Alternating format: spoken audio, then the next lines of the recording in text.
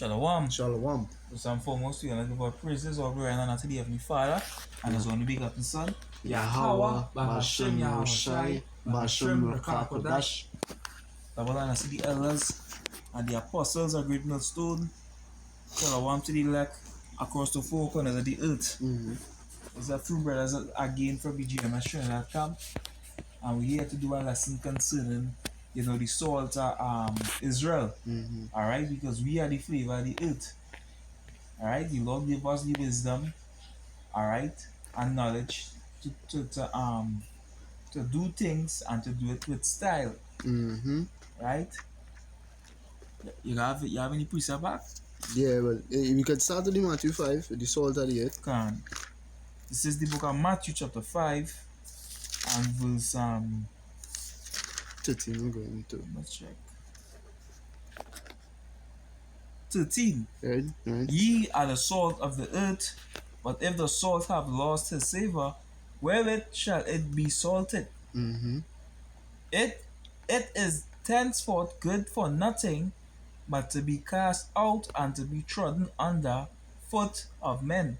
Yeah, because that is what salt's for. It's to flavor your food. But if you can't flavor your food, what good is that? Right? So the Lord gave us that salt. We have that flavor. We were the first inventions of a lot of things. Majority of the things you see, Esau have, as much as he trying to destroy history and hide it, we invented it. We could start to call out certain things like the light bulb, all right, traffic lights, a whole lot of things. You had this Jake, he invented it, a car. I can't remember his name, but he invented a car a long time ago, and who knows, the first car could even come from Jake. Because I believe it has a prominent story. I don't know if it's popular now or even much people know about it.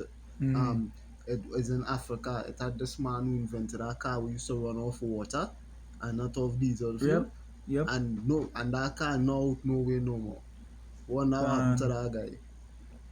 Yeah, because Esau, he's the one who does watch everything and try to, mimic, all right, what we invented, and take credit for it, right? So we invented a lot of things, all right, ice cream, chips, right, different certain foods. When you go into the scriptures, we make fried chicken. Yeah, come on. Even video games. All right, the first man to ever invented video games was a Jake. All right, I think his name is Charles. Is it Charles Manson? All right, let me just check to see. But what I was saying, Esau, he know everything, right? That is what I'm said in Ezekiel 28. Behold, thou art wiser than Daniel, and there is no secret that they can hide from thee. So it was in Psalms, the heart is deep. How the things of Esau search. So Esau does do and accomplish a diligent search to find out everything on the planet Earth. So once you skilled and have understanding and ability to do something, and Esau find out, which he will, you best believe you going with your head, and nobody gonna know about you. So his name is go a show on, right. His name is Jerry Lawson. All right, he's they call him, one of his titles is the father of games, the father of video games, because he was the inventor to create it. It's just Esau come and he take the credit for it, and he for it. All right, but behind the scenes, even these modern day PlayStations, behind the scenes, it is Jake's that's be creating these systems, right? And they just ain't getting no credit for it. And they ain't getting no credit. When Esau face is on the product, when you have Jake at the back doing all the work. That is how Esau is, right? Because he want to see as something good. That is why he trying to take our history as well. All right, he trying to portray himself as the Most High, as the angels, right? He trying to put himself as if he is something when he is nothing, right? A piece of shit. Because again, them know where the real salt is, and them know we God is the God of salt. Them know the angels. Them wanna be God, the angels and the Israelites. Why? Because that is where finding all the skill. They want the face on that, but they know them is not the ones creating the product. Guess what? I the definition for the word here salt, right? And I'll it go back to the Greek word from the Greek Strong's 217, alas. And let me see if that how you're pronouncing that. Yes, no. Strong's G217, halos. And when you go down to the last definition here, definition 4, wisdom and grace exhibited in speech. But is it just in speech? No. It's in all manner of living, because we haven't just been given wisdom in speech, which is as it pertains to the speech. It speak about what shall I say? I will give thee a word that your adversaries will neither be able to gainsay nor resist. So what? Yeah, Jake's skillful in talking, but it's not just talking; it's in the manner of living. Them is a wise nation. Again, Deuteronomy 4. They shall say this is a wise and understanding people. Wait, say, let me see. Let's found thy dwelling Jacob. This one, let's see, I'm gonna go found Jacob.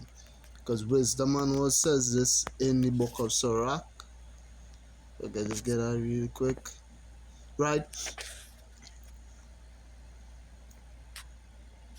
This one, is it this? This glow, no. You're looking for it. Where it says wisdom found her place of found an inheritance in Jacob. Let me see. That is in the book of Sirach. Yeah, it's in Sirach. Right. Yep. So the Sirach 24, and you want to read from verses 1. Wisdom shall praise herself and shall glory in the midst of her people. In the congregation of the Most High shall she open her mouth and triumph before his power. So we understand that this Sirach 24 going into wisdom, right? Now here's what it says from verses 5. I alone compassed the circuit of heaven and walked in the bottom of the deep. In the ways of the sea and in all the earth and in every people and nation I got a possession. So wisdom owns a certain people on this earth, right? With all these I sought rest, and in whose inheritance shall I abide? So the Creator of all things gave me a commandment, and he that made me caused my tabernacle to rest, and said, let thy dwelling be in Jacob, and thine inheritance in Israel. So we know where wisdom dwells. Wisdom dwells with the nation and people of Jacob. That makes us the wise, skillful, and salty nation of the earth. And, we see examples of this play out in scripture, even when you go back to the earliest scriptures. Yeah. Because what? Exodus chapter 31. Let's see here. Exodus 31. And I also want to get, because this is what Jacob was blessed with as well. Because when you go back to the blessing with the two boys, right? It was what? One shall be stronger than the other, and the older shall serve the younger, right? And I get that as well. Right. So that is Genesis 25 and 23. We're going to read that after. So Exodus 31 and reading from verses 1. Because what? We're going to see examples of the Lord literally saying that he has given wisdom to the nation of Israel in all manner of what? Exodus 31 and 1. And Yahweh spake unto Moses, saying, see, I have called by name Bezalel, the son of Uri, the son of Hur, of the tribe of Judah. And I have filled him with the spirit of power in wisdom and in understanding, and in knowledge and in all manner of workmanship, to devise cunning works, to work in gold, we make gold chain, and silver, we make silver chain, brass, anything else do with brass, we make that, and in cutting of stones, so even your crystal chains and all these things, to set them, and in carving of timber, to work in all manner of workmanship. And I behold, I have given with him Aholiab, the son of Ahisamach, of the tribe of Dan, and in the hearts of all that are wise-hearted, I have put wisdom, that they may make all that I have commanded thee. So examples now, you're seeing that you say a trade, right? Your tradesmen, your electricians, your plumbers, your this, your that, your barbers, all these people.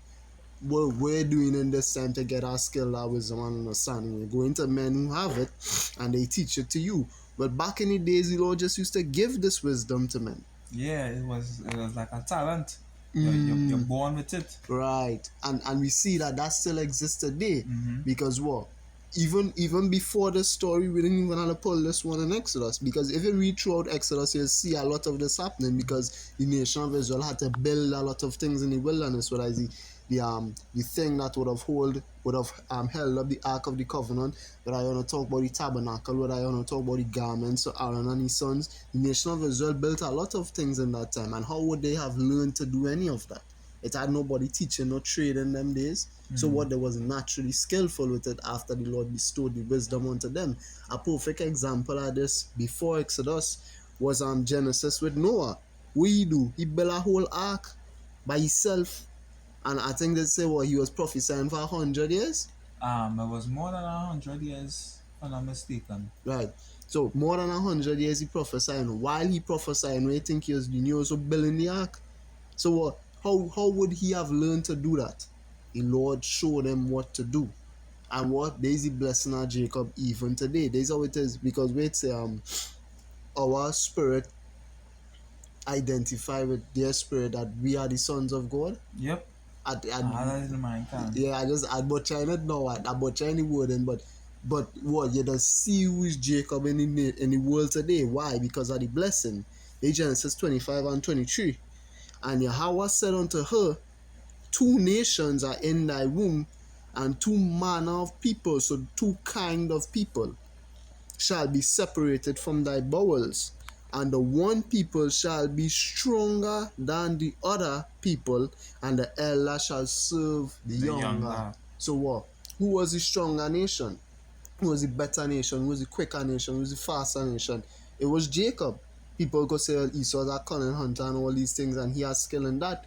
But Jacob was still better than him. And we seen it today. We clearly identifying through this precept and through the understanding that we the skillful ones in the earth, we the salt of the earth, that we still have that fastest man on the planet. And so that what Esau has tried to do is he will put certain things in the air, certain things in the food, certain things in the water to fuck you up, to bring us down weaker, and to mess with our brains to make us lower than him. Right. It has certain things, like they have scientists that will try certain things that it could affect Negroes, but it wouldn't have that kind of effect on them now. Right. So they will try to bring us down to a level to where they will appear to be more stronger than us. And the same correct what they trying to hinder Jacob, they're trying to stop the God gene. Because if they're able to stop that, then everybody could be on the same level, and then they will have a fighting chance. But according to the blessing, you have no chance. Wait, say Jacob was what? In this same chapter, I believe. Let me see. I think I scrolled along too far. Right. Genesis 25 and 27. And the boys grew, and Esau was a cunning hunter and a man of the field, and Jacob was a plain man dwelling in tents. What does it mean when it says Jacob was a plain man dwelling in tents? But we have to go into that word plain to understand what it means. The word plain in the Hebrew. So that I click Jacob. I'm supposed to click plane. Mm. Right. Then the word plane in the Hebrew is from the Strong's H 8535. Fam. You know what this word plane really mean?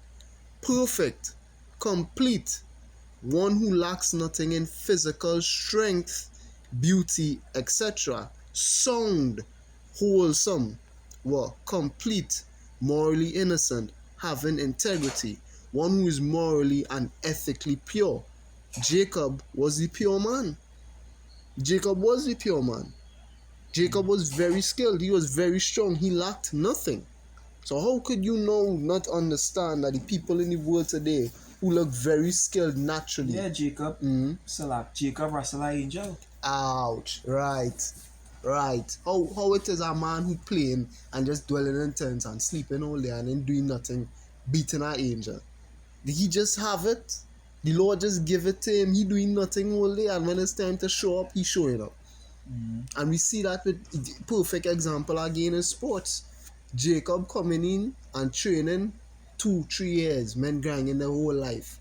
And it's like them on the level of the same men who was grinding their whole life and them only putting in 2-3 years of work. How is that? And naturally skilled, go ahead. And next thing too, we really and truly supposed to be naturally bigger now. Right. Alright? The different foods and the atmosphere and the things that we eat, it kinda hinder we growth. Right. And we still freaking better than them. Right? We still better than these Edomites. As I say that we're supposed to be bigger. You know, the precept in second is just talking about the world weaker through age. Let me get that real quick. I think that's second is just 5. God. Yep. And after you get that, we could close it. We could close it off for that. Yeah. So again, if it is we naturally more skilled than all these people and we better than these people naturally, how come that is not always the case? How come that doesn't seem to be so now? We are examples, but it's not a worldwide thing. What happened? Well, when you read the law, it say, how should one chase 1,000 and two put 10,000 to flight? It was except the rock had sold them. So what the Lord gave us all wisdom, knowledge, understanding, skill, and power, and then He took it from us. And He's gonna give it back to us and more. Multiply it. You think David mighty man was something? It say what the house of David shall be as God. Yep. When you read that 2 Samuel chapter 23 and you read from verses 8 when it speak about David mighty man and you read the things them was able to do. Think about that. Think about that on a scale that you can't even imagine. You talk about put one chase 1,000, two put 10,000 to flight. One man can kill a whole nation of people. You best believe that. There's the kind of power the Lord is gonna bless His men with. Right. So what second is just 5 because we had to understand where's the state of the world today, what went on, what happened. But the second is just 5 and reading from verses. Let me see. Even so, no, listen. Right. The second is just 5 and reading from verses 51.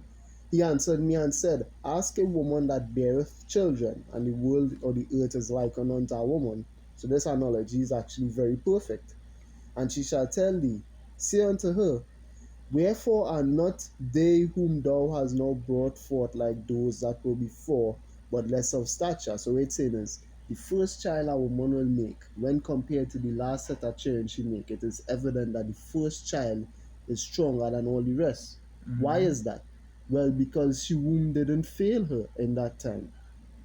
And it's gonna say that, and she said, and she shall answer thee, they that be born in the strength of youth are of one fashion, and they that are born in a time of age, when the womb faileth, are otherwise. So what the older woman get, the older her womb gets, the weaker the children she gets. So that perfectly explains what's going on in this day and time. The world aging. And it has been aging for a while now. But what? The Lord is set again to renew the strength of the earth. 2 Ezra 11 verse 46. The Lord the earth is waiting for the mercy of her creator that made her. That's it. Consider thou therefore also how that ye are less of stature than those that were before you. So perfect example. We watching, even if we had to watch we own selves, right? Because we know reincarnation exists, right? If I was to compare myself, who I is today, and just go back 3-4 generations ago, when I last time I was here, I was probably a slave, let me just say. The slaves was bigger and stronger than we. Yep. The slaves, when you see the things slaves had to carry on, these things slaves had to build, they were bigger and stronger than we, and we literally were them. And even going way back, they're still trying to figure out how we could have built the pyramids in Egypt. Them big ass fucking stones. Watch out, watch, just look up, just an example of what we seeing. We know the Israelites built Egypt. Exodus will tell you that. They made their bond ship or the servitude hard in mortar and brick. Well, Egypt built up with bricks.